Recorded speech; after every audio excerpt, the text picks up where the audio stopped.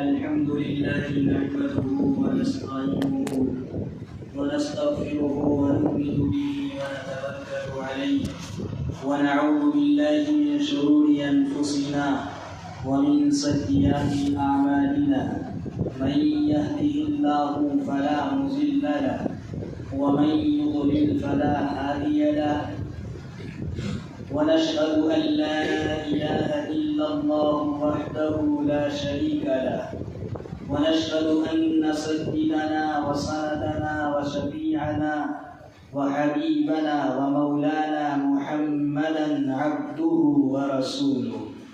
أما بعد فقد قال الله تبارك وتعالى في القرآن المجيد والفرقان الحميد: فأعوذ بالله من الشيطان الرجيم بسم الله الرحمن الرحيم قل إن كنتم تحبون الله فاتبعوني يحببكم الله ويغفر لكم ذنوبكم والله غفور رحيم.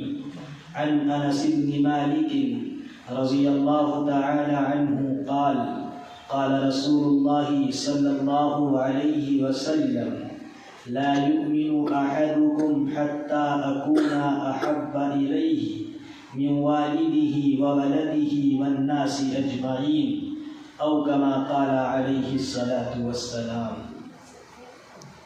ہو لاکھوں سلام اس آقا پر، بت لاکھوں جس نے توڑ دیے، دنیا کو دیا پیغام سکون، انسانوں کے رخ موڑ دیے. اس محسن عالم نے الیاس کیا کیا نہیں دیا عالم کو، دستور دیا، منصور دیا، کئی راہیں دی، کئی موڑ دیے. اور دو جہاں کی کامیابی گر تجھے درکار ہے، دو جہاں کی کامیابی گر تجھے درکار ہے، ان کا دامن تھام لے جن کا محمد نام ہے. میرے محترم بزرگوں اور دوستوں اور پس پردہ بیٹھی ہوئی خواتین حضرات، اللہ رب العزت والجلال کا احسان ہے اور اس کا کرم ہے کہ اللہ تعالیٰ نے ہم سب کو ایک دینی مجلس کے اندر بیٹھنے کی توفیق نصیب فرمائی. اللہ تعالیٰ ہم سب کے بیٹھنے کو قبول فرمائے اور اس بیٹھنے کو نجات کا ذریعہ بنائے. ربیع الاول کا مہینہ چل رہا ہے. اس مہینے کے اندر ہم سب کے آقا و مولا جناب محمد رسول اللہ صلی اللہ علیہ وسلم کا آنا بھی ہے اور اسی مہینے کے اندر آپ کا جانا بھی ہے. آپ کے آنے کو بیان کرنا تو بڑا اچھا لگتا ہے، خوشی خوشی بیان کیا جاتا ہے کہ آپ کس طریقے سے دنیا کے اندر تشریف لائے، لیکن آپ کے جانے کو بیان کرنے کے لیے دل کانپ جاتے ہیں، لیکن بات پوری طریقے سے کہہ نہیں پاتے ہیں. اللہ تعالیٰ نے سیدنا حضرت جبرائیل علیہ السلام سے ارشاد فرمایا: اے جبرائیل، ایسی جگہ پر جاؤ جس کو بعد میں مدینہ ہونا ہے. پتہ چلا کہ مدینے کا پہلے کچھ اور نام تھا، اسی لیے اللہ نے کہا کہ بعد میں اس کا مدینہ ہونا ہے. اس کا نام یثرب تھا.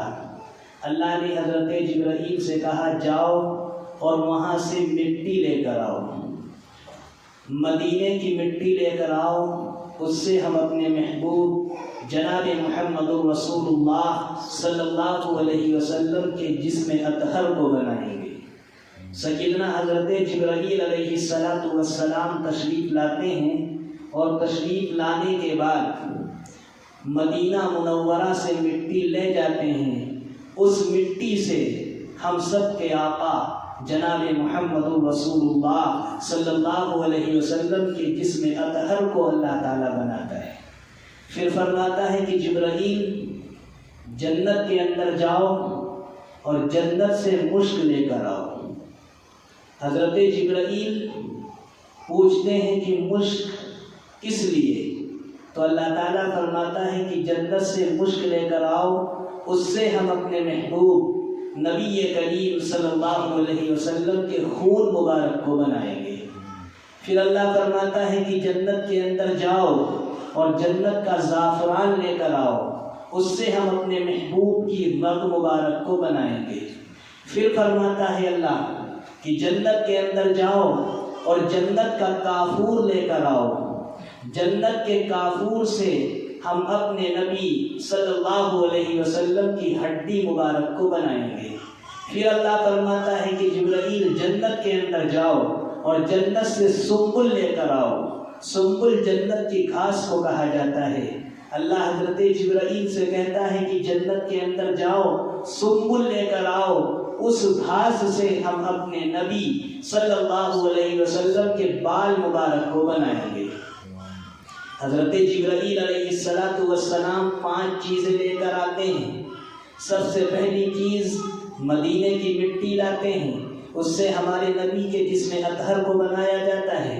پھر جنت سے مشک لاتے ہیں، اس سے ہمارے نبی کے خون کو بنایا جاتا ہے۔ پھر جنت سے زعفران لاتے ہیں، اس سے ہمارے نبی صلی اللہ علیہ وسلم کی رگ مبارک کو بنایا جاتا ہے۔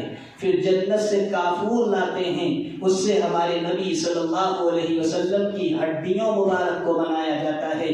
پھر جنت کے اندر جاتے ہیں اور سنبل کو لے کر آتے ہیں، گھاس کو لے کر آتے ہیں، جس سے اللہ تعالی ہم سب کے پیغمبر آقائے نامدار مدنی تاجدار جناب محمد رسول اللہ صلی اللہ علیہ وسلم کے بال مبارک کو بناتا ہے۔ اس کے بعد پھر اللہ حکم دیتا ہے حضرت جبرائیل کو کہ جبرائیل جنت کے اندر جاؤ اور جنت کے اندر جو 3 نہریں ہیں جو مشہور ہیں، جن کا تذکرہ اللہ نے قرآن کریم کے اندر کر دیا، رحیق، سلسبیل، معین، ان 3 نہروں کا پانی لے کر آؤ، اس سے ہم اپنے نبی کے پسینے اور تھوک کو بنائیں گے۔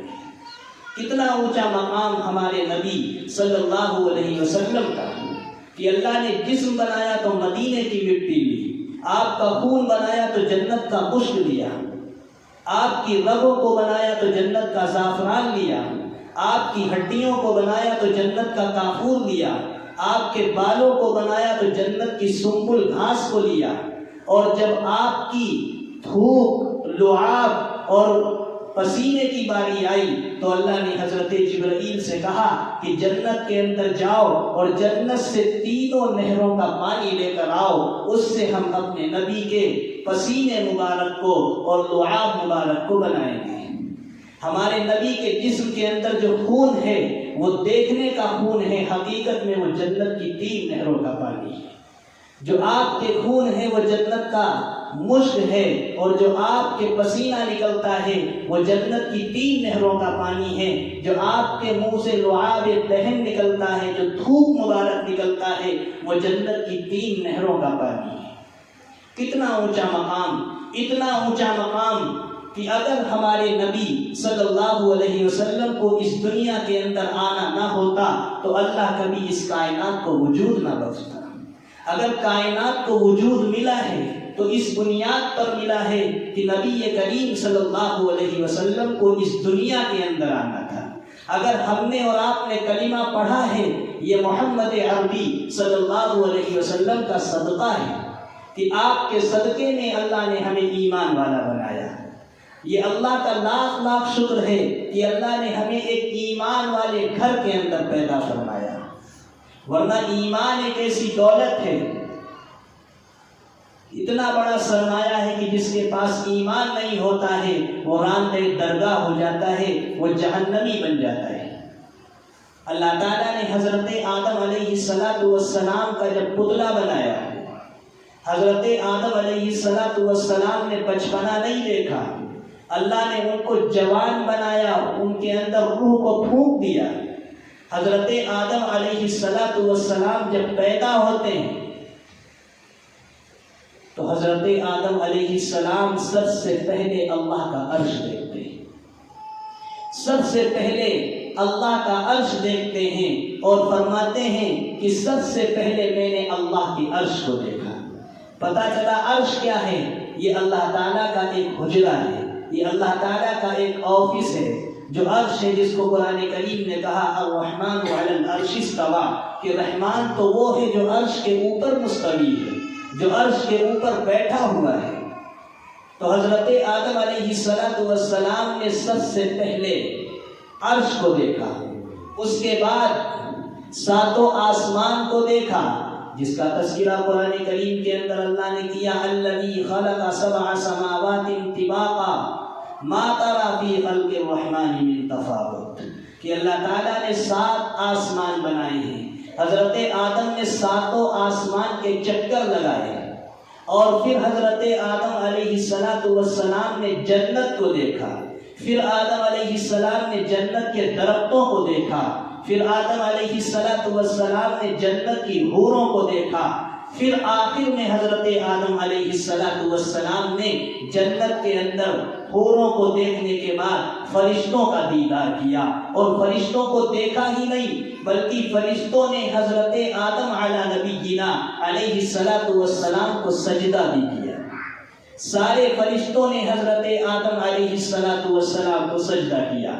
جب حضرت آدم علیہ السلام سے پوچھا گیا کہ آپ نے یہ 6 چیزیں دیکھی، اس کے بارے میں بتائیے، تو حضرت آدم علیہ السلام فرماتے ہیں کہ جب میں نے عرش کا دیدار کیا تو میں نے عرش کے پائے پر محمد عربی صلی اللہ علیہ وسلم لکھا ہوا دیکھا۔ فرماتے ہیں کہ جب میں نے آسمان کے چکر لگائے، ساتوں آسمان پر میں نے محمد کا نام لکھا ہوا پایا۔ فرماتے ہیں کہ جب میں نے جنت کا اندر چکر لگائے تو جنت کے اندر میں نے آپ کا نام دیکھا، جب میں نے درختوں کو دیکھا، گھاس کو دیکھا، باغات کو دیکھا، تو جنت کے اندر جو پیڑ تھے، پیڑ پر نہیں بلکہ درخت کے ہر پتے پر محمد عربی صلی اللہ علیہ وسلم کے نام کو لکھا ہوا پایا۔ فرماتے ہیں کہ جب میں نے حور کو دیکھا تو میں نے حور کے گلے پر محمد عربی صلی اللہ علیہ وسلم کا نام لکھا ہوا پایا۔ اور فرماتے ہیں کہ جب میں نے آخر میں فرشتوں کا دیکھا، فرشتوں کو میں نے دیکھا تو ہر فرشتے کی پیشانی پر محمد عربی صلی اللہ علیہ وسلم لکھا ہوا دیکھا۔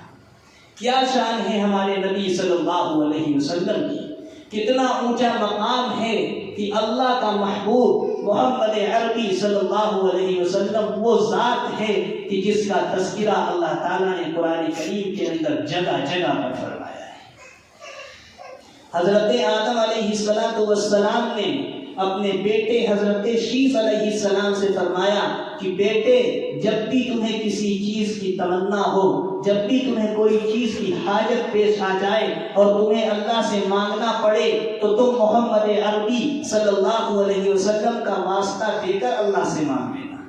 حضرت شیس علیہ السلام نے فرمایا، اے میرے ابا جان، آپ محمد عربی صلی اللہ علیہ وسلم کا تذکرہ بارہا کرتے رہتے ہیں، یہ محمد کون سی ذات ہے، یہ کون ہے، ذرا ان کے بارے میں بتائیے تو صحیح۔ تو حضرت آدم علیہ السلام اپنے بیٹے سے فرماتے ہیں کہ بیٹا، جب مجھے اللہ نے بنایا، میرے جسم کے اندر روح کو ڈالا، جب میں نے آنکھ کھولی تو میں نے جنت کے ہر درخت کے ہر پتے پر محمد عربی صلی اللہ علیہ وسلم لکھا ہوا پایا، اور میں نے یہ سمجھ لیا کہ یہ محبت کوئی بہت اونچی ذات ہے جو اللہ کا بہت قریبی ہے، جو اللہ کا بہت قریبی ہے۔ تو اللہ تعالیٰ نے ہمیں اس نبی کی امت کے اندر پیدا فرمایا۔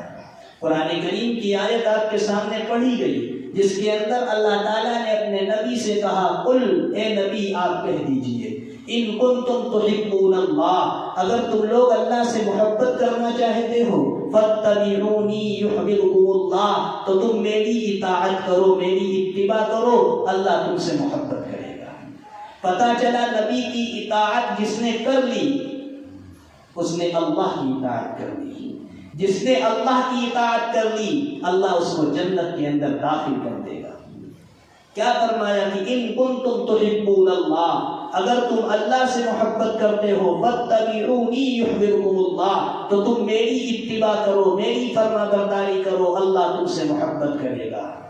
یغفر لکم ذنوبکم، اللہ تمہارے گناہوں کو معاف کر دے گا، واللہ غفور الرحیم، اللہ تو بڑا غفور ہے اور بڑا رحم کرنے والا ہے۔ اطاعت کس طریقے سے ہو سکتی ہے کہ رسول اللہ صلی اللہ علیہ وسلم جو تعلیمات اس دنیا کے اندر لے کر آئے ہیں، جو آپ نے طریقہ ہم کو بتایا ہے، اس طریقے پر ہمیں اپنی زندگی کو گامزن کرنا ہے، اس طریقے پر ہمیں اپنی زندگی کو گزارنا ہے جس طریقے سے صحابہ نے حضرت نبی کریم صلی اللہ علیہ وسلم کی اتباع کر کر دکھائی۔ تو بات یہ چل رہی تھی کہ اللہ تعالیٰ نے جنت کی 8 چیزوں سے آپ کو بنایا، اور جب آپ کی پیدائش کی باری آئی، آپ جب حضرت آمینہ کے پیٹ میں تشریف لائے ہیں، تو حضرت آمینہ یہ فرماتی ہیں کہ جب یہ بچہ میرے پیٹ کے اندر آیا، جب میں کسی جگہ پر جاتی تھی، میرے پیر کے نیچے کوئی پتھر آ جاتا تھا تو وہ پتھر موم بن جایا کرتا تھا، اگر میں کسی کانٹے پر قدم رکھ دیتی تھی تو وہ کانٹا پھول بن جایا کرتا تھا، میں کنویں کے اوپر جاتی تھی، ڈول ڈالتی تھی پانی کے لیے کنویں کے اندر، میں ڈالتی تھی ڈول کو، لیکن ڈول خود بخود گھر کے اوپر آ جایا کرتا تھا۔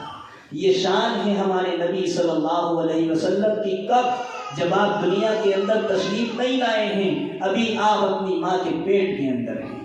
جب آپ کی ولادت بسعادت ہو جاتی ہے، آپ کے والد بزرگوار حضرت عبداللہ آپ کی پیدائش سے پہلے ہی اس دنیا سے چلے جاتے ہیں۔ اس کے اندر بھی ایک حکمت ہے، توجہ کے ساتھ بات سننا ہے۔ حکمت یہ ہے کہ اللہ تعالیٰ نے آپ کو یتیم پیدا کیا۔ آپ کو یتیم کیوں پیدا کیا گیا؟ یتیم اللہ تعالیٰ نے آپ کو اس لیے پیدا کیا کہ اگر آپ کے باپ ہوتے تو کل کو کوئی یہ کہتا کہ یہ تو ان کے باپ کی تربیت کا نتیجہ ہے، یہ تو ان کو ان کے باپ نے سکھایا ہے، اللہ نے ان کو کچھ نہیں سکھایا۔ اس لیے اللہ تعالیٰ نے آپ کو یتیم بنا کر اس دنیا کے اندر بھیجا۔ آپ جب پیدا ہوتے ہیں تو آپ یتیم ہیں، آپ کے والد بزرگوار اس دنیا سے جا چکے ہیں۔ حضرت آمینہ فرماتی ہیں کہ جب یہ بچہ پیدا ہوتا ہے مجھے کوئی تکلیف نہیں ہوتی، مجھے کوئی بوجھ نہیں لگتا، اور فرماتی ہیں کہ جب ان کا پیدائش ہوتی ہے نبی کریم صلی اللہ علیہ وسلم کی، ولد مختونا، آپ کا جو ہے ختنہ اللہ کی جانب سے کرا ہوا آیا تھا۔ آپ کا ختنہ کسی نے نہیں کیا، اللہ کی جانب سے نبی کریم صلی اللہ علیہ وسلم کا ختنہ اللہ کی جانب سے کر دیا گیا تھا۔ آپ کا نار ماں سے جڑا ہوا نہیں تھا، بلکہ آپ کا نار کٹا ہوا آیا تھا۔ آپ بڑے صاف ستھرے پیدا ہوئے تھے، جب آپ پیدا ہوئے تو پورے کمرے کے اندر خوشبو پھیل گئی۔ آپ کا یہ عالم تھا کہ حضرت آمینہ رضی اللہ تعالی عنہا کے جسم سے خوشبو آیا کرتی تھی، آپ کے جسم سے خوشبو آیا کرتی تھی، جس چیز کو پکڑ لیتی تھی اس چیز سے خوشبو آیا کرتی تھی۔ نبی کریم صلی اللہ علیہ وسلم ابھی چھوٹے ہیں، اور عرب کا یہ دستور تھا کہ باندیاں آتی تھیں، بچوں کو لے جاتی تھی، ان کو دودھ پلایا کرتی تھی۔ باندیاں آتی تھی، لے جاتی تھی، دودھ پلاتی تھی۔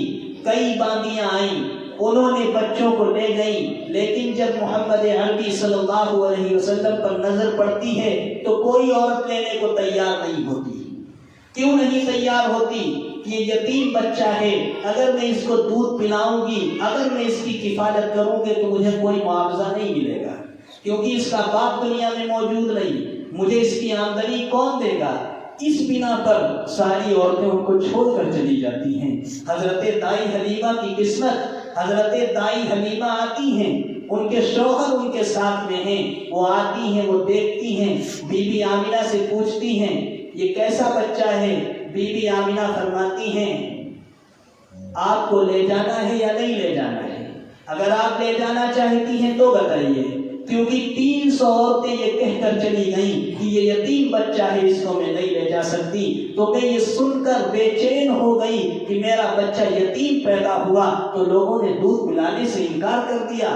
حضرت آمینہ نے حضرت دائی حلیمہ سے اسی لیے پوچھ لیا۔ دائی حلیمہ کے شوہر نے کہا کہ خالی جانے سے بہتر ہے کہ اس بچے کو لے لیا جائے، خالی جانے سے بہتر ہے۔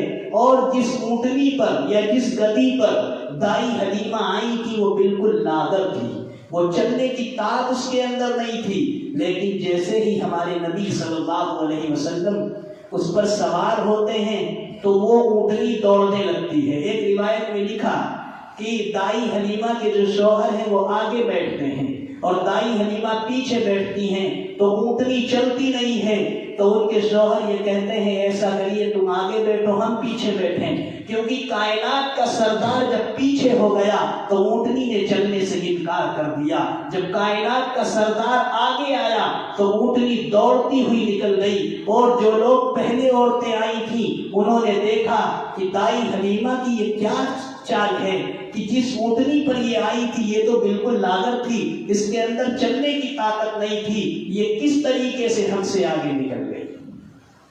کسی شاعر نے کہا تقدیر حلیمہ کی جاگی رحمت کے بادل چھاتے ہیں، تقدیر حلیمہ کی جاگی رحمت کے بادل چھاتے ہیں، گھر جگمگ جگمگ کرتا ہے تشریف محمد لاتے ہیں۔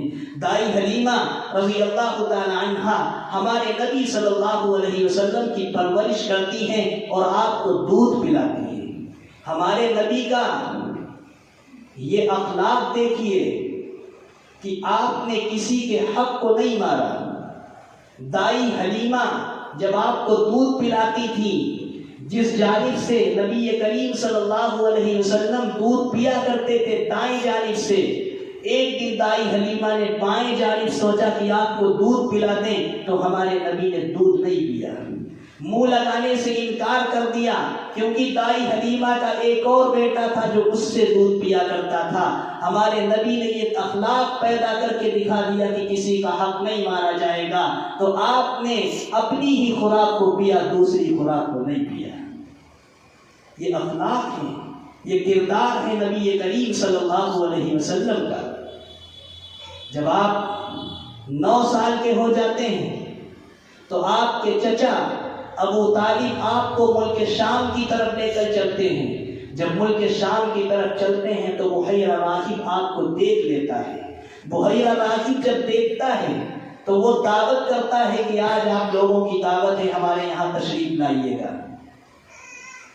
چچا کہتے ہیں نبی کریم صلی اللہ علیہ وسلم کے کہ آج تک تم نے میری دعوت نہیں کی، آج کیوں دعوت کر رہے ہو؟ تو انہوں نے کہا یہ بعد میں بتائیں گے۔ جب دعوت کے لیے یہ لوگ پہنچ جاتے ہیں تو وہ بحیرہ راغب دیکھتا ہے کہ وہ بچہ جو 9 سال کا ہے محمد عربی صلی اللہ علیہ وسلم وہ تو آیا ہی نہیں، تو وہ پوچھتا ہے کہ وہ بچہ کہاں ہے؟ تو بتاتے ہیں وہ تو اونٹ چرانے گیا ہے۔ تو بحیرہ راغب کہتا ہے کہ اسی کی وجہ سے تو ہم نے تمہاری دعوت کی ہے، اس بچے کو بلاؤ۔ جب ہمارے نبی صلی اللہ علیہ وسلم تشریف لاتے ہیں تو کیا دیکھتے ہیں کہ جو پیڑ لگے ہوئے تھے ان درخت کے سائوں کے اندر سارے لوگ بیٹھ گئے، ہمارے نبی کو سائے کے اندر جگہ نہیں ملی، آپ دھوپ کے اندر بیٹھ گئے۔ جب آپ دھوپ کے اندر بیٹھے تو کیا دیکھتے ہیں کہ پیڑ سارے جھک کے ہمارے نبی کی طرف چلے آئے۔ جس نبی کی بات پیڑوں نے مانی، جس نبی کی بات درختوں نے مانی، آج ہم نے اس نبی کی بات کو چھوڑ دیا۔ اللہ نے کہا ما آتاکم الرسول فخذوہ وما نہاکم عنہ فانتہوا، رسول جو تم کو دیں وہ لے لو، اور جس چیز سے روک دیں اس سے رک جاؤ۔ یعنی جو نبی حکم دے دیں، اگر نبی نے کہہ دیا کہ یہ چیز غلط ہے تو وہ غلط ہے، اگر آپ نے کہہ دیا یہ چیز صحیح ہے تو وہ صحیح ہے۔ ہمارے نبی صلی اللہ علیہ وسلم اس دنیا کے اندر رحمت بن کر آئے، آپ نے کبھی بھی کسی کو تکلیف کا جواب تکلیف سے نہیں دیا۔ آپ کو وما ارسلناک الا رحمۃ للعالمین کا مصداق بنا کر اس دنیا کے اندر بھیجا گیا۔ آپ سراپا رحمت بن کر اس دنیا کے اندر تشریف لائے ہیں، اس طریقے سے تشریف لائے ہیں کہ عرب کا یہ دستور تھا کہ عرب کے اندر عورتوں کو زندہ زمین کے اندر دفن کر دیا جاتا تھا، عورتوں کی کوئی عزت اور وقعت نہیں تھی۔ لیکن ہمارے نبی صلی اللہ علیہ وسلم جب تشریف لے کر آئے ہیں تو عورتوں کو ایک مقام مل گیا۔ اللہ کے نبی نے فرمایا اگر کوئی بندہ کسی عورت کی طرف گندی نگاہ ڈالتا ہے تو کل قیامت کے دن اللہ اس کی آنکھوں میں شیشہ پگھلا کر ڈال دے گا، اس کی آنکھوں کے اندر شیشہ پگھلا کر ڈال دیا جائے گا۔ رسول اللہ نے اس جملے سے عورت کی وقعت کو بڑھا دیا۔ ایک عورت نبی کریم صلی اللہ علیہ وسلم کے گھر میں امی عائشہ کے پاس آتی ہے اس کے ساتھ 2 چھوٹی چھوٹی بچیاں ہیں۔ وہ جب آتی ہے تو امی عائشہ دیکھتی ہیں کہ اس کے چہرے سے افلاس ٹپک رہا ہے، غریبی ٹپک رہی ہے۔ امی عائشہ اس سے پوچھتی ہیں کیا حال ہے؟ وہ فرماتی ہے کہ آج 7 دن ہو گئے، نہ مجھے کچھ کھانے کو ملا، نہ میری ان دونوں بچیوں کو کچھ کھانے کو ملا۔ حضرت عائشہ صدیقہ رضی اللہ تعالی عنہا اندر جاتی ہیں۔ اندر جانے کے بعد پوشیدان کو کھولتی ہیں تو 2 کھجور کے ٹکڑے نکل آتے ہیں۔ حضرت عائشہ صدیقہ رضی اللہ تعالی عنہا ان 2 کھجور کو لے کر آتی ہیں اور اس عورت کو دے کر یہ کہتی ہیں کہ ایک تم کھا لو اور ایک کے 2 ٹکڑے کر کے اپنی دونوں بیٹیوں کو دے دو۔ لیکن ماں کا دل بہت بڑا ہوتا ہے، ماں کا دل بہت بڑا ہوتا ہے۔ وہ ماں کیا کرتی ہے؟ جب ان کے پاس 2 کھجور آتے ہیں تو ماں وہ 2 کھجور نہیں کھاتی، بلکہ وہ دونوں کھجور اپنی دونوں بیٹیوں کو دے دیتی ہے۔ جب دونوں بیٹیوں کو کھجور دیتی ہے، امی عائشہ فرماتی ہیں کہ میں نے دیکھا وہ دونوں بیٹیاں اس طریقے سے کھجور پر جھپٹا مار رہی تھی جیسے کوئی 15 دن کا بھوکا مارتا ہے۔ اس طریقے کی غریبی اور مفلسی کا عالم تھا ان لوگوں کے اوپر۔ امی عائشہ دیکھتی ہیں، آنکھوں سے آنسو نکل آتے ہیں کہ اس کی ماں کو ابھی کچھ کھانے کو نہیں ملا، 2 کھجور تھے وہ بھی اس نے اپنی بیٹی کو دے دیے۔ امی عائشہ پھر جاتی ہیں، تلاش کرتی ہیں تو بوری کے اندر ایک کھجور نکل آتی ہے، بوری کے اندر ایک کھجور نکل آتی ہے۔ امی عائشہ لے کر آتی ہیں اور کہتی ہیں اس عورت سے کہ اس کھجور کو تم کھا لینا، ان بچیوں کو مت دینا کیونکہ تم نے کچھ نہیں کھایا۔ پھر ماں کا دل دیکھیے کتنا بڑا دل ماں کا ہوتا ہے کہ وہ ماں کھجور کو لیتی ہے، کھاتی نہیں ہے بلکہ 2 ٹکڑے کرتی ہے۔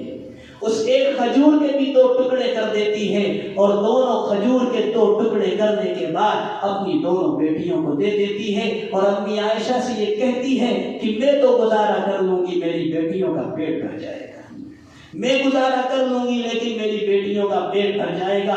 وہ یہ کہہ کر چلی جاتی ہے۔ رسول اللہ صلی اللہ علیہ وسلم تشریف لاتے ہیں، امی عائشہ پوری تفصیل سے واقعے کو بتاتی ہیں تو نبی کریم صلی اللہ علیہ وسلم فرماتے ہیں اگر کسی کو جنتی عورت کو دیکھنا ہو تو اس عورت کو دیکھ لیں، وہ جنت کی حقدار بن چکی ہے، وہ جنت کے اندر ایک وارث بن چکی ہے۔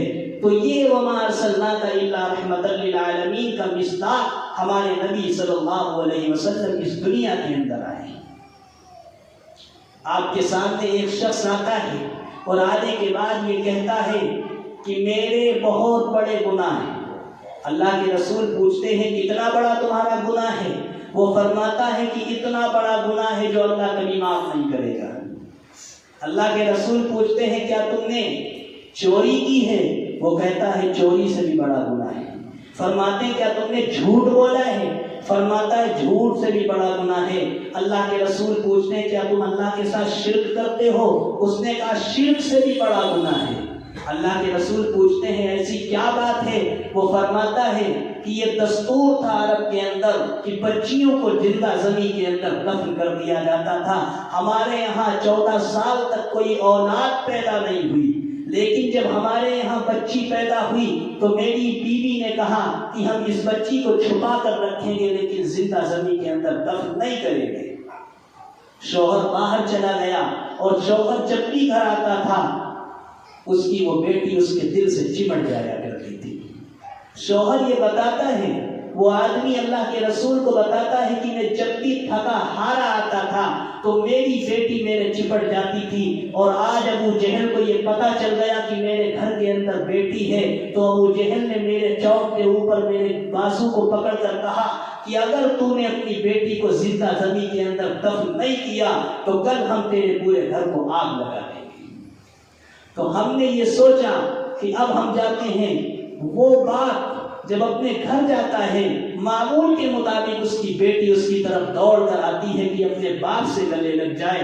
آج جب بیٹی گلے لگنے کے لیے آتی ہے تو وہ باپ دھکا مار دیتا ہے، وہ بیٹی دور جا کر گرتی ہے اور اپنی بیوی سے کہتا ہے کہ اس کو تیار کرو، اس کو ماموں کے یہاں لے کر جانا ہے۔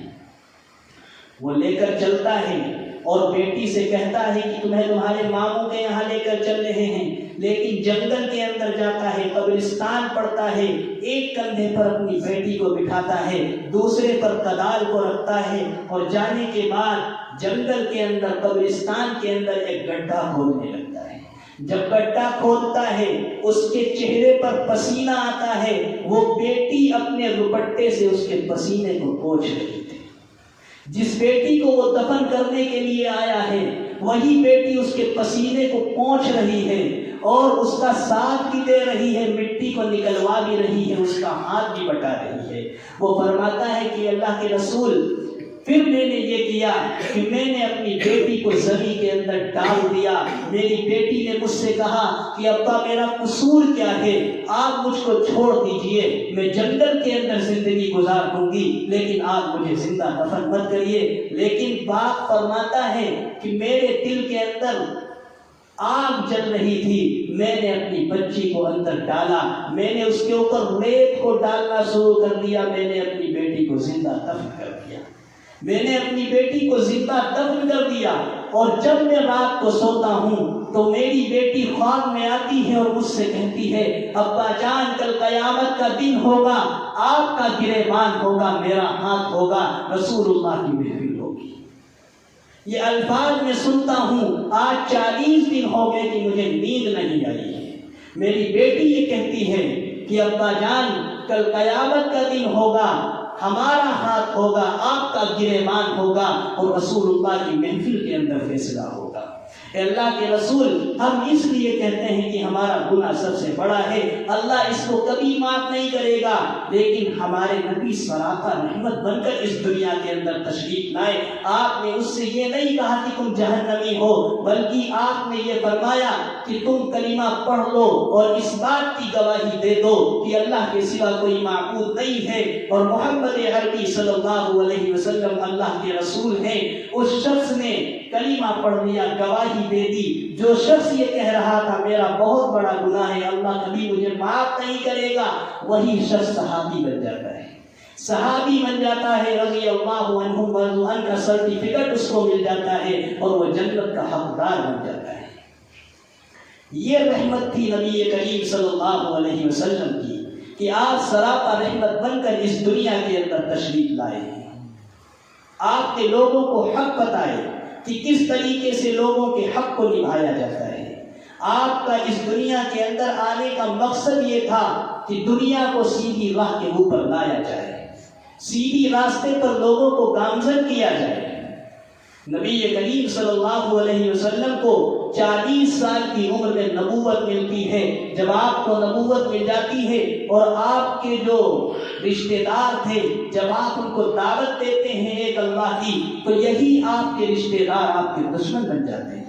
یہ آپ کے اوپر کوڑا کرکٹ ڈالنے لگتے ہیں، یہ آپ کے اوپر اوجھڑی ڈال دیتے ہیں، یہ آپ کے اوپر کانٹے ڈال دیتے ہیں، پتھریلی زمین پر کھینچ دیتے ہیں۔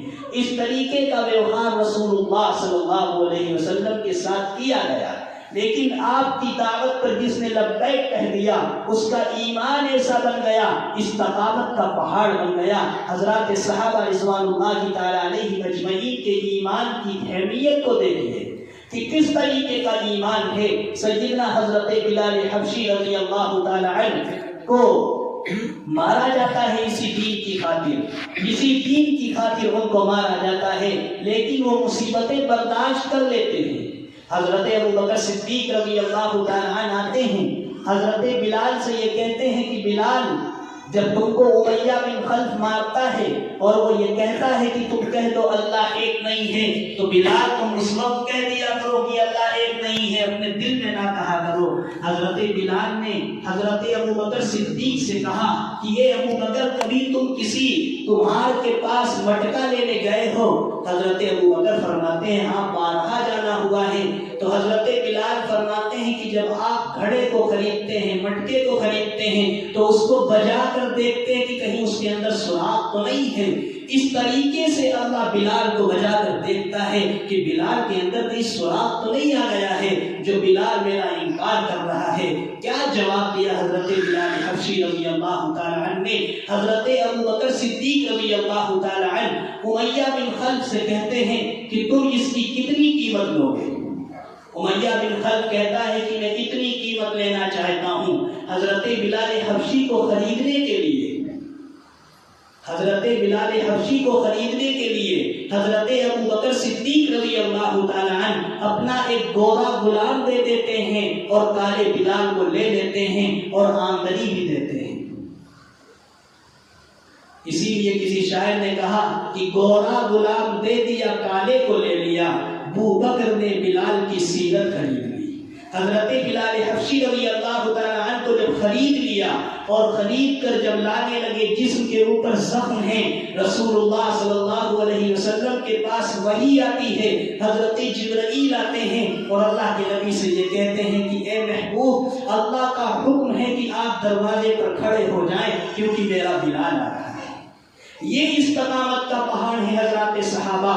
کیسا ایمان کہ اللہ تعالیٰ نبی سے کہہ رہا ہے کہ بلال کے لیے آپ کھڑے ہو جائیے، آپ استقبال کریے حضرت بلال کا۔ حضرت بلال جاتے ہیں، جب رسول اللہ کو دیکھتے ہیں تو اپنی تکلیف کو بھول جاتے ہیں، گلے سے لگ جاتے ہیں اور حضرت ابوبکر سے پانی مانگتے ہیں۔ جب حضرت ابوبکر صدیق رضی اللہ تعالی عنہ پانی لے کر آتے ہیں تو بلال حبشی یہ کہتے ہیں کہ اے ابوبکر، تیرے ہاتھ سے نہیں پینا چاہتا ہوں، میں نبوت والے ہاتھ سے پینا چاہتا ہوں۔ رسول اللہ صلی اللہ علیہ وسلم حضرت بلال حبشی رضی اللہ تعالی عنہ کو اپنے ہاتھ سے پانی پلاتے ہیں۔ وہ مقام ملتا ہے حضرت بلال حبشی کو کہ مسجد نبوی کے مؤذن بن جاتے ہیں، اذان دینے لگتے ہیں۔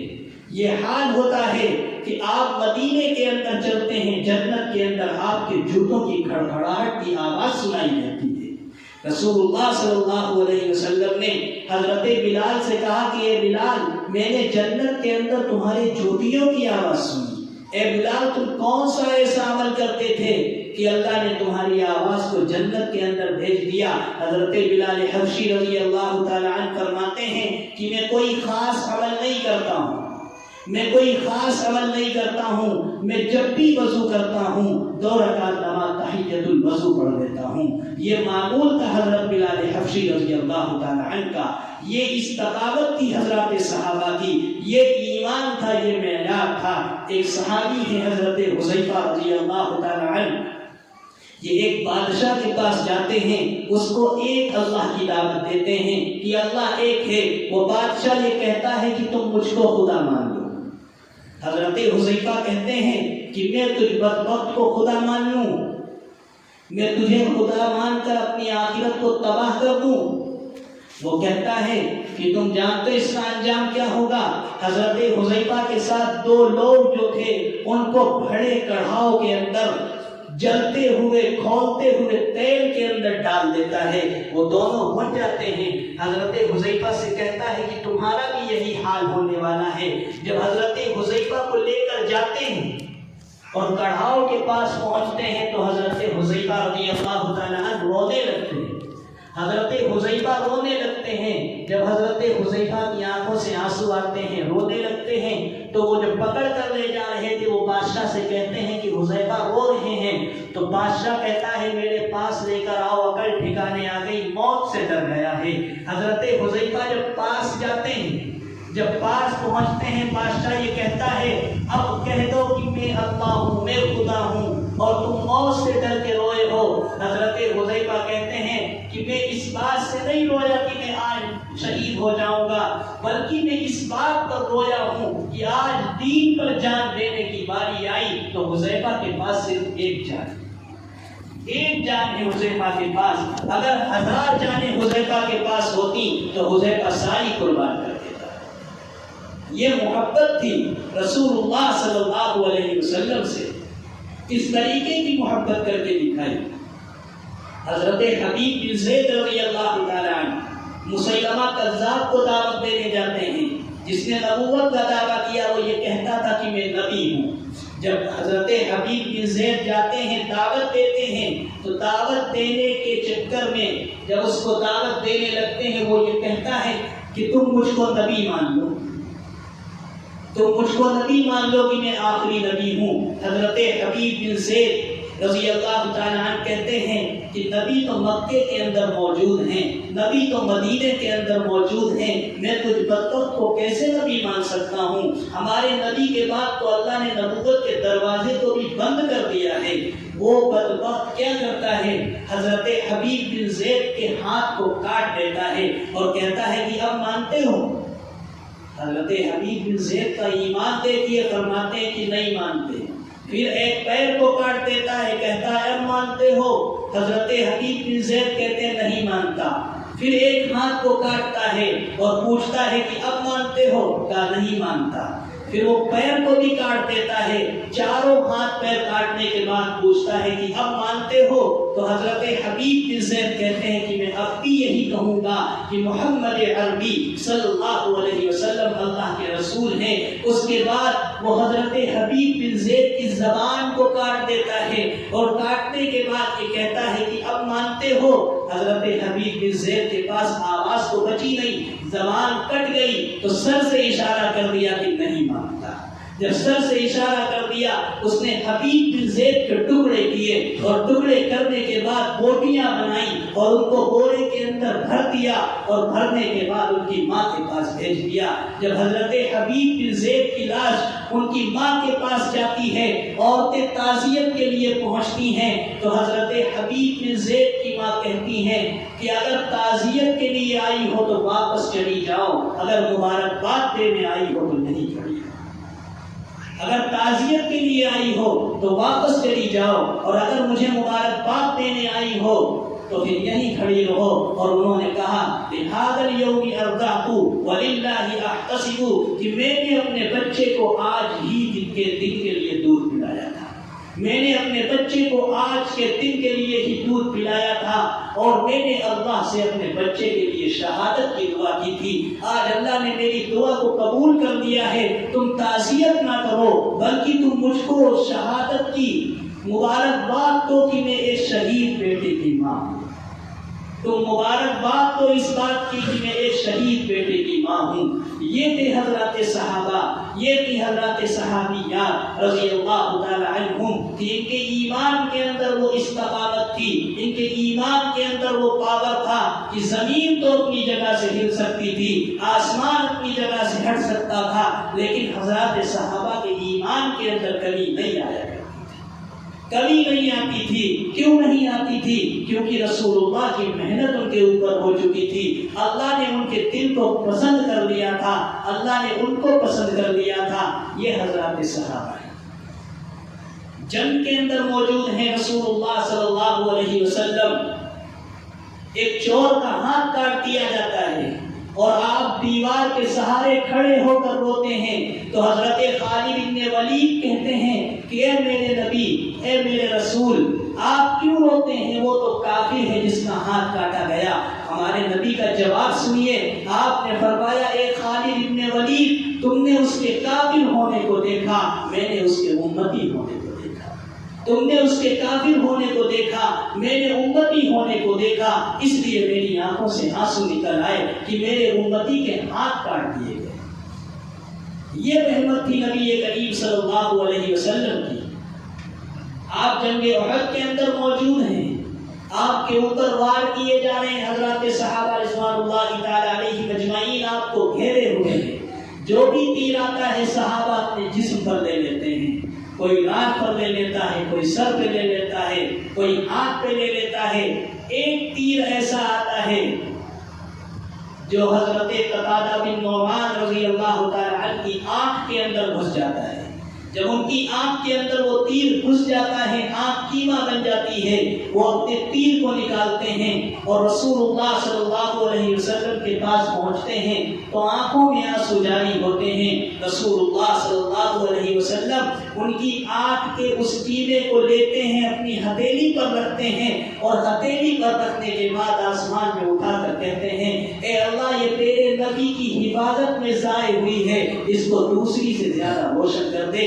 رسول اللہ صلی اللہ علیہ وسلم ان کی آنکھ کو ان کی آنکھ میں لگا دیتے ہیں۔ حضرت قتادہ بن نعمان فرماتے ہیں کہ میری جو درست آنکھ تھی اس سے زیادہ روشنی اس آنکھ کے اندر پیدا ہو گئی۔ کیوں پیدا ہوئی؟ کیونکہ اس آنکھ کے اوپر رسول اللہ صلی اللہ علیہ وسلم کا مبارک ہاتھ لگ گیا۔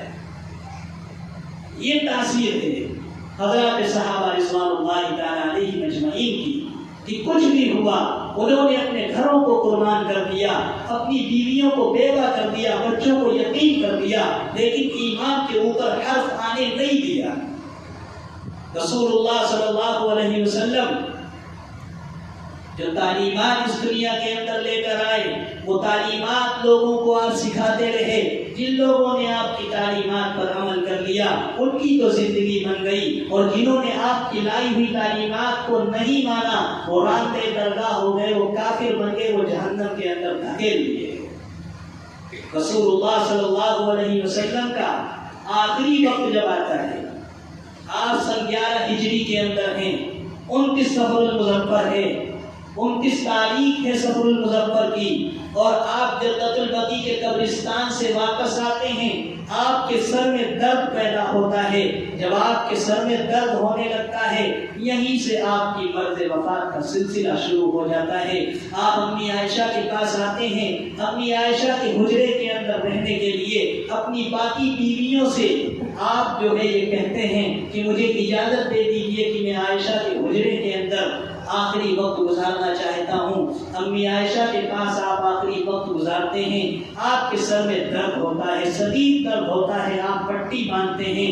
7 ربیع الاول کی تاریخ آتی ہے، رسول اللہ صلی اللہ علیہ وسلم کی بیماری بڑھتی جا رہی ہے، عشاء کا وقت ہے، آپ کے جسم کے اوپر پانی ڈالا جا رہا ہے، لیکن صحابہ انتظار کر رہے ہیں، اور جب صحابہ کا انتظار آپ نے دیکھا تو فرمایا مروا ابا بکر فلیصلی بالناس، ابو بکر کو حکم دے دو کہ لوگوں کو نماز پڑھائے۔ امی عائشہ نے جب یہ سنا تو فرمایا اے میرے محبوب آپ ابو بکر کو نہ کہیے، وہ بڑے کمزور دل کے ہیں، رقیق القلب ہیں، آپ عمر کو حکم دے دیجئے کہ عمر نماز پڑھا دیں۔ رسول اللہ غصے کے اندر آ گئے، آپ نے فرمایا کہ نبی کے مصلی پر نبی کی موجودگی میں ابو بکر کے علاوہ کوئی کھڑا نہیں ہو سکتا ہے، ابو بکر ہی امام بنیں گے۔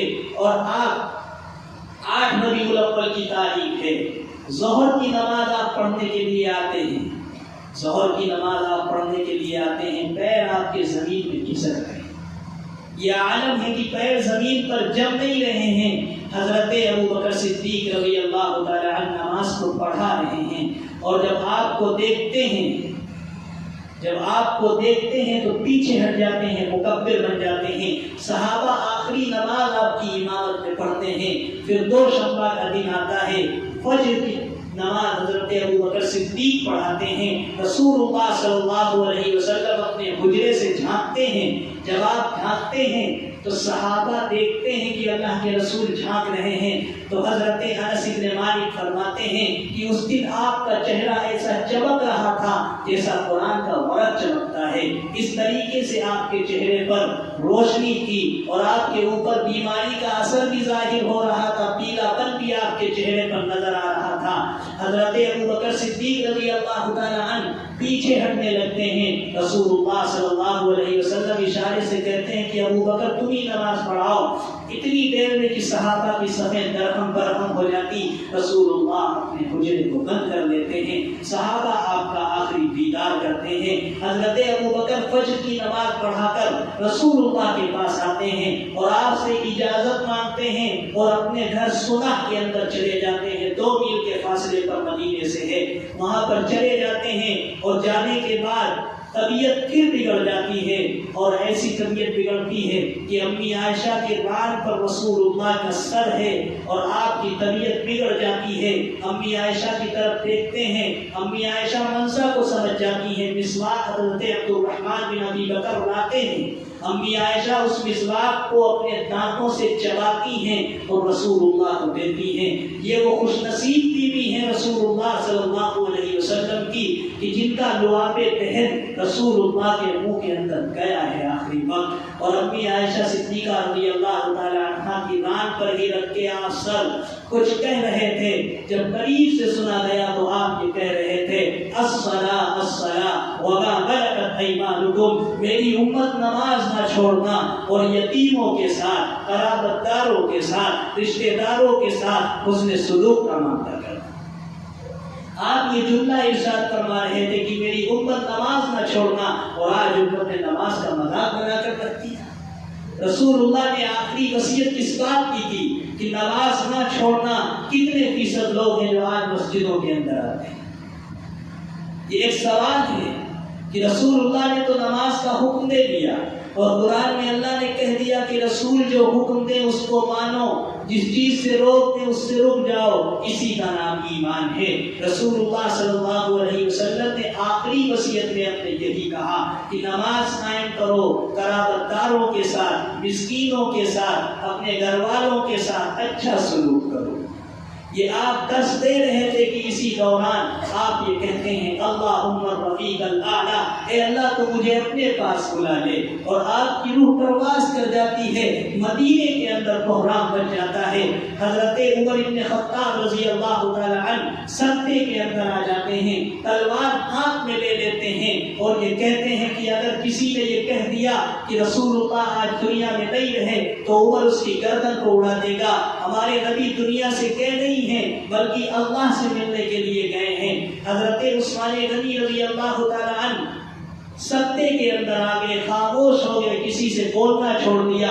حضرت علی رضی اللہ تعالی عنہ گر پڑے، ایک صحابی نے وہیں پر جان دے دی رسول اللہ صلی اللہ علیہ وسلم کے حالات کو سن کر۔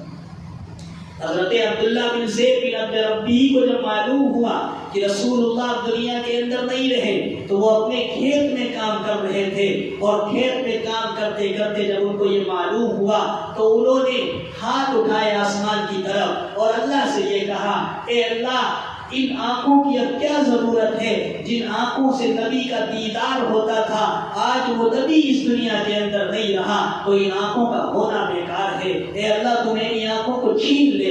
اللہ نے آپ کی آنکھوں کو چھین لیا، اسی وقت وہ نابینا ہو گئے۔ حضرت ابوبکر صدیق رضی اللہ تعالی عنہ تشریف لاتے ہیں۔ حضرت انس بن مالک فرماتے ہیں کہ جس دن آپ مدینے کے اندر آئے تھے اس دن خوشی کا ماحول تھا، بچیاں گا رہی تھیں اور بڑا خوشی کا ماحول تھا، لیکن آپ جس دن دنیا سے گئے ہیں اس دن بڑا غمی کا ماحول تھا، چاروں طرف کوہرام مچا ہوا تھا۔ حضرت انس بن مالک فرماتے ہیں کہ ہم اس بات کا انتظار کر رہے تھے کہ ابوبکر آئیں گے، وہ کیا کریں گے۔ حضرت ابوبکر آتے ہیں، آنے کے بعد رسول اللہ صلی اللہ علیہ وسلم کے حجرے کے اندر جاتے ہیں، چادر کو ہٹاتے ہیں اور ہٹانے کے بعد آپ کے ہونٹ کو چوم کر یہ کہتے ہیں طبت حیا و طبت میتا، اے میرے محبوب آپ زندگی میں بھی خوبصورت تھے، آج آپ دنیا سے گئے ہیں اس سے زیادہ خوبصورت ہیں۔ اور آپ کو جملے ارشاد فرماتے ہیں اے میرے محبوب اگر آپ خود نہ جاتے، اگر آپ اللہ سے خود نہ کہتے اپنے آپ کو جانے کے لیے تو ابوبکر اپنی جان دے دیتا، لیکن آپ کو کبھی جانے نہ دیتا۔ پھر ابوبکر ایک جملہ کہتے ہیں کہ میرے محبوب آپ نے میت کے اوپر نوحہ کرنے سے، رونے سے منع فرمایا، گریبان پھاڑنے سے منع فرمایا، ورنہ آج ابوبکر دکھاتا کہ کس طریقے سے رویا جاتا ہے۔ حضرت ابوبکر رضی اللہ تعالی عنہ استقامت کے پہاڑ بن جاتے ہیں۔ اتنے میں حضرت انس بن مالک سے پوچھتے ہیں کہ بلال کہاں ہے؟ خیال آتا ہے بلال کا حضرت ابوبکر صدیق کو، بتایا جاتا ہے کہ مسجد نبوی کے پیچھے بیٹھے ہیں، ہم لوگوں نے ان کو یہاں سے واپس کر دیا کیونکہ 11 مرتبے وہ بے ہوش ہو چکے ہیں گر گر کر، ہمیں ان کی کیفیت کو دیکھا نہیں گیا ہم سے، اس وجہ سے ہم نے ان کو یہاں سے ہٹا دیا ہے۔ حضرت ابوبکر جاتے ہیں، کیا دیکھتے ہیں کہ بلال بچوں کی طرح سر ہاتھ کے اوپر سر رکھ کر رو رہے ہیں۔ حضرت ابوبکر جاتے ہیں، بلال کے کندھے پر ہاتھ رکھتے ہیں اور کہتے ہیں کہ یہ بلال اٹھو۔ بلال کھڑے ہوتے ہیں اور حضرت ابوبکر صدیق رضی اللہ تعالی عنہ کے گلے لگ جاتے ہیں، اور گلے لگنے کے بعد کہتے ہیں الآن صرت یتیما، اے ابوبکر آج تو بلال یتیم ہو گئے، آج بلال یتیم ہو گیا ہے۔ جب حضرت بلال یہ کہتے ہیں تو ابو بکر صدیق کی آنکھوں سے آنسو جاری ہوتے ہیں۔ وہ یہ کہتے ہیں کہ اے بلال تم ہی یتیم نہیں ہوئے، آج امت یتیم ہو گئی۔ آج تم یتیم نہیں ہوئے بلکہ امت یتیم ہو گئی ہے۔ حضرت بلال حبشی سے ابو بکر صدیق کہتے ہیں کہ اے بلال ظہر کا وقت قریب ہے، قد حان وقت الظہری، ظہر کا وقت ہو گیا ہے، تم اذان دو ہم نماز پڑھائیں۔ حضرت بلال کہتے ہیں کہ میں اذان نہیں دوں گا، کیونکہ اس سے پہلے میں اذان دیتا تھا اشہد ان محمد رسول اللہ پر پہنچتا تھا، یا تو نبی کا چہرہ دیکھتا تھا یا نبی کے حجرے کو دیکھتا تھا، لیکن آج اگر میں اذان دوں گا تو میں آپ کے حجرے میں آپ کو آرام کرتا ہوا دیکھوں گا، اور بلال اس کو برداشت نہیں کر پائے گا۔ حضرت ابو بکر فرماتے ہیں کہ اے بلال اگر تم اذان نہیں دو گے، ہم نماز نہیں پڑھائیں گے تو یہ جو آرام کر رہے ہیں یہ ناراض ہو جائیں گے۔ حضرت ابو بکر سمجھاتے ہیں۔ اس کے بعد حضرت بلال حبشی رضی اللہ تعالی عنہ اذان دیتے ہیں، اذان دیتے ہیں، اور اذان دینے کے بعد حضرت ابو بکر ظہر کی نماز پڑھاتے ہیں اور دیکھتے ہیں کہ صحابہ بے چین ہیں، تو اس وقت حضرت ابو بکر یہ کہتے ہیں کہ عمر ہوش میں آؤ۔ عمر کو ہوش نہیں ہوتا ہے تو ممبر پر چڑھتے ہیں حضرت ابو بکر اور کہتے ہیں من کان یعبد محمد فإن محمدا قد مات، اے لوگوں اگر تم محمد کی عبادت کرتے تھے تو محمد آج اس دنیا میں نہیں رہی۔ من کان یعبد اللہ فإن اللہ حی لا یموت، اور اگر تم اللہ کی عبادت کرتے تھے تو اللہ ہے اور ہمیشہ رہے گا۔ حضرت عمر فرماتے ہیں کہ جب یہ الفاظ میرے کانوں کے اندر آئے تو تلوار میرے ہاتھ سے چھوٹ گئی، اور میں یہ سمجھ گیا کہ میرا رسول اب مجھے یتیم چھوڑ کر اس دنیا سے چلا ہے۔ حضرت ابو بکر صدیق رضی اللہ تعالیٰ عنہ اس کے بعد یہ کہتے ہیں کہ جس نبی کی جہاں پر وفات ہوتی ہے وہیں پر ان کو دفن کیا جاتا ہے۔ رسول اللہ صلی اللہ علیہ وسلم کو غسل کی باری آتی ہے، آپ کو بغیر کپڑے اتارے غسل دیا جاتا ہے۔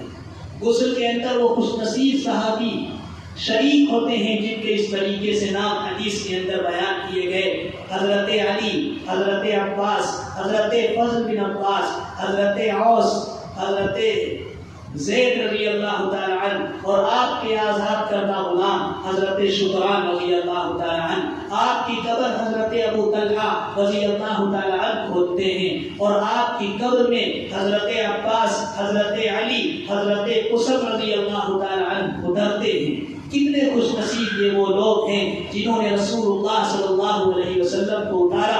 جب آپ کو دفن کر دیا گیا، حضرت انس بن مالک فرماتے ہیں کہ جب ہم صحابہ کا مجمع واپس آ رہا تھا تو آپ کی لاڈلی بیٹی حضرت فاطمہ رضی اللہ تعالی عنہا نے جب ہم لوگوں کو دیکھا تو دیکھ کر کہا کہ اے انس، تمہارے دل نے یہ کیسے گوارا کر لیا کہ تم اپنے نبی کے جسم پر مٹی ڈال کر چلے گئے، یہ کیسے گوارا کر لیا؟ حضرت انس بن مالک فرماتے ہیں کہ جب یہ الفاظ حضرت فاطمہ نے کہے تو صحابہ کی چیخیں نکل گئی، صحابہ کی چیخیں نکل گئی، صحابہ واویلا کرنے لگے۔ صحابہ برداشت نہیں کر پائے کہ فاطمہ نے ایک ایسا جملہ کہہ دیا کہ تمہارے دلوں نے یہ کیسے گوارا کیا کہ تم اپنے نبی کے جسم پر مٹی ڈال کر چلے گئے۔ اس کے بعد حضرت بلال حبشی رضی اللہ تعالی عنہ حضرت ابو بکر کے پاس آتے ہیں، اور آنے کے بعد یہ کہتے ہیں کہ اے ابو بکر، آج کے بعد میں اذان نہیں دوں گا اور میں مدینہ چھوڑ کر ملک شام جا رہا ہوں۔ حضرت ابو بکر صدیق رضی اللہ تعالی عنہ اجازت دے دیتے ہیں، حضرت بلال حبشی رضی اللہ تعالی عنہ ملک شام چلے جاتے ہیں۔ کئی مہینے کے بعد رسول اللہ صلی اللہ علیہ وسلم خواب میں آتے ہیں اور بلال سے یہ کہتے ہیں کہ اے بلال، تم تو ملنے بھی نہیں آتے۔ رسول اللہ صلی اللہ علیہ وسلم کے خواب کے اندر یہ الفاظ سن کر حضرت بلال حبشی رضی اللہ تعالی عنہ وہاں سے چل دیتے ہیں، سوائے پیشاب پخانہ اور نماز کے کہیں نہیں رکتے ہیں، اور آتے آتے جب مدینے میں آتے ہیں یہ بھول جاتے ہیں محبت میں کہ رسول اللہ اس دنیا کے اندر نہیں ہیں، اور آپ کی قبر پر جاتے ہیں، اور قبر پر جانے کے بعد یہ کہتے ہیں کہ اے میرے محبوب، میں تو آ گیا ہوں، میں تو آ گیا ہوں، آپ کہاں ہیں؟ اس کے بعد حضرات صحابہ رضوان اللہ تعالی علیہ مجمعین درخواست کرتے ہیں کہ اے بلال، نبی کے زمانے کی اذان دے دو، لیکن بلال انکار کر دیتے ہیں کہ میں نے آئی ہے کہ میں اذان نہیں دوں گا، اتنے میں لوگ حضرت حسنین رضی اللہ تعالی عنہما حسن اور حسین سے کہتے ہیں کہ تم بلال کے پاس جاؤ، بلال تمہاری بات کو نہیں ٹالیں گے۔ حضرت حسن اور حسین آتے ہیں اور آنے کے بعد کہتے ہیں چچا جان آپ میرے نانا جان کے دور کی اذان سنا دیجئے۔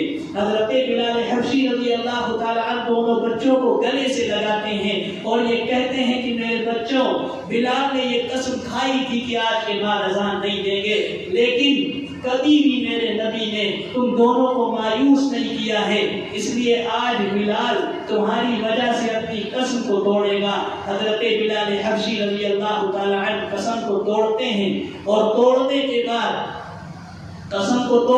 بعد کھڑے ہوتے ہیں، اذان دیتے ہیں، اور جب اذان دیتے ہیں تو مدینے کے اندر کوہرام مچ جاتا ہے، عورتیں باہر نکل آتی ہیں، پردے کو بھول جاتی ہیں کہ رسول اللہ صلی اللہ علیہ وسلم کے دور کی اذان آج واپس آ گئی، آج آپ کے دور کی اذان واپس آ گئی ہے۔ اور جب اشہد ان محمد رسول اللہ پر پہنچتے ہیں تو حضرت بلال حبشی رضی اللہ تعالیٰ عنہ گر جاتے ہیں اور بے ہوش ہوتے ہیں۔ یہ محبت ہے جو حضرت صحابہ رضوان اللہ تعالی علیہم اجمعین نے رسول اللہ صلی اللہ علیہ وسلم سے کر کے دکھائی۔ صرف ہم نبی سے محبت کا دعویٰ کریں، نبی سے محبت کا دم بھرے، یہ کوئی بات نہیں ہے، بلکہ دعویٰ جب پورا ہوگا کہ رسول اللہ صلی اللہ علیہ وسلم کی آنکھوں کی ٹھنڈک، آپ نے فرمایا جعلت قرۃ عینی فی الصلاۃ، کہ میری آنکھوں کی ٹھنڈک نماز میں رکھی گئی ہے۔ اگر ہم نماز کو پڑھیں گے تو رسول اللہ کو خوشی ہوگی۔